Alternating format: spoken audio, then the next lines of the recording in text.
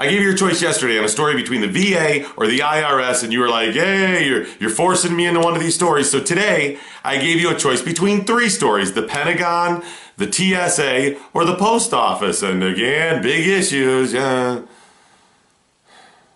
it's Doc and Skip with the post-show video. So Skip demanded we talk about the TSA today. Absolutely demand we talk? You gave me the option of 3 and the TSA... Whatever, continue. Skip wanted to talk about the TSA, and I think it's a good pick, too, because apparently Portland International Airport, not secure. And by that, I mean none of our airports are secure. We even had Rick, our phone screener, coming on, too, because he used to be a de-icer at Newark. And he is a reprobate. I mean, one of the worst of the worst. Horrible. He confirmed. Yeah, they don't ever check ID. They don't have to have any security as you're getting onto the tarmac. He's like, yeah, it's so bad they even hired him. The airport in Portland says, hey, we're following the federal guidelines. Well, that's a big problem if the federal guidelines say you don't have to actually screen people when they're heading out to the tarmac. These workers don't have to go through metal detectors or body scanners. A local film crew even witnessed a woman buzzing somebody in when they didn't even have their ID. Hold on, though. I mean, the airport spokesman came out and said that was an authorized escorting situation. You mean like the Secret Service in Colombia? Escorting situations, they had escorts. Hookers. Escorting. Basically. Yeah. You see what I did there? Yeah. Okay. Another airport security failure at LAX. They forgot a stick of dynamite behind security. I mean, they were training with it, the dogs, and they forgot the dynamite. You sure LAX didn't come out and say that was an authorized explosive situation?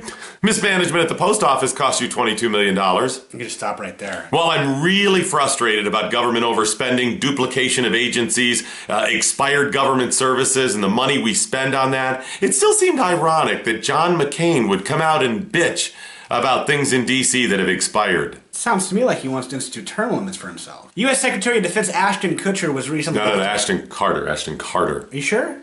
I think so. Anyway, he was asked in a briefing about the Jade Helm program and gave a pretty interesting answer. No. He didn't answer.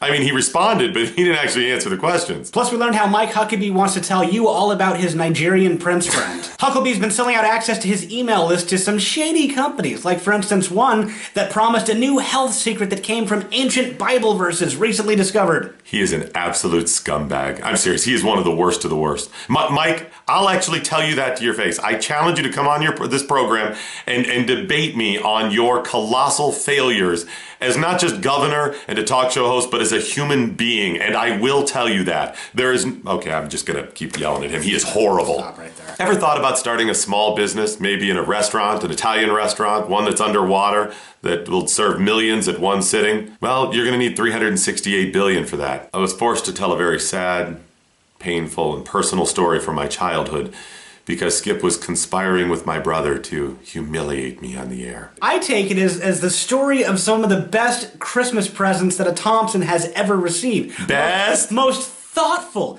Your brother went off to fight in the military, and he still had a present waiting for you, did he not? Did he not? Yes, Was there a present under the tree from your brother? Yes. It's a lovely story. It was a disco Wanda doll. It was so painful telling that story, it forced me to try this new beer from Cincy Browncoat that's made with American Pride Roasters coffee. You have another painful moment tonight? I have at least 5 more painful moments waiting in my refrigerator. I just want to share a headline with you. You'll have to hear the whole story on the podcast. The headline is, Atlanta leaders given a week to resolve Nobel Peace Prize conflicts. Nobel Peace Prize. It's Peace Prize, it's conflicts. They're doing it wrong. On Twitter, it's at Doc Thompson Show and at Skip Lacombe. Please click. Really, you're drinking? Please click the link in the description if you want to listen to the podcast, and please subscribe to our channel for all our videos.